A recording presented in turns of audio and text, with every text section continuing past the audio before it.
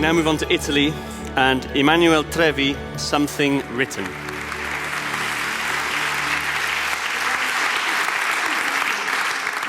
Thank you, Emanuele. So I know that your heroes are musicians, the Bob Dylans, the Lou Reeds, and here you are on a stage with hundreds of people watching you. This is your rock star moment. Yes. How does it feel? It's very strange because a writer is a character very shy, lives in shadows, and after this lurid moment, I will walk in my wild side that is very silent, and we write in a condition of complete loneliness. You can write in so many ways, with so many ideas of literature, but you have to be alone. That is difficult. So I dream sometime to be a rock star or a football player, something totally different. I think we'll all be following you now. And is there anyone you'd like to say thank you to? Thank you. To me, that's a good enough. I love this man. Do you want to say thank you? To this prize. To this prize. Okay, yes. Yes, thank you very much. Thank you very much. Okay, bye-bye.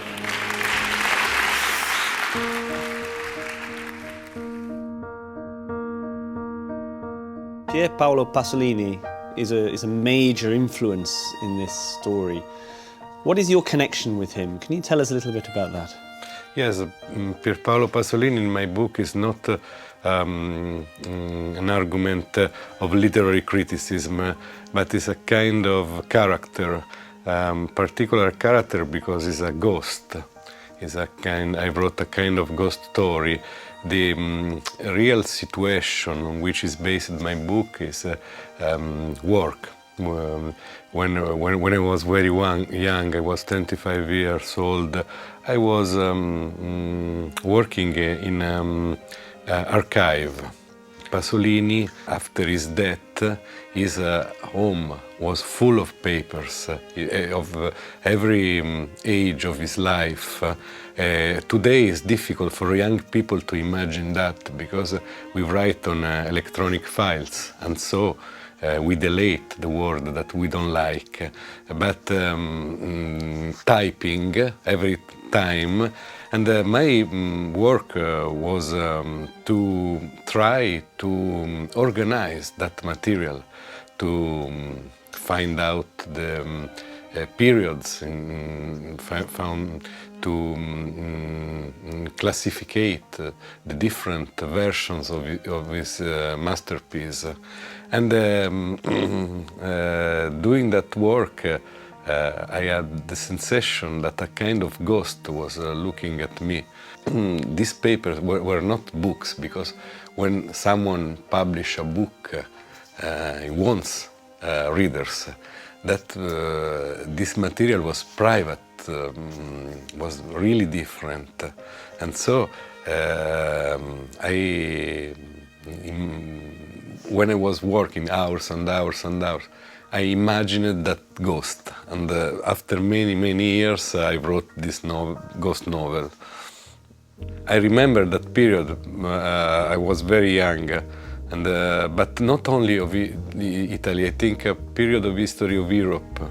When I started to write, Samuel Beckett, for example, was still alive. He wrote his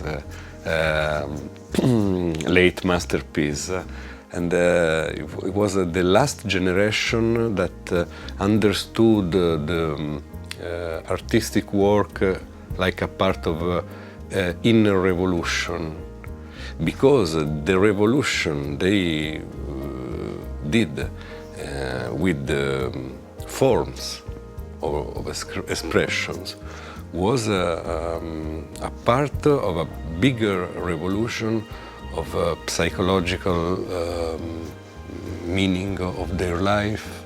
It's connected also with the dream of a political revolution that today doesn't exist.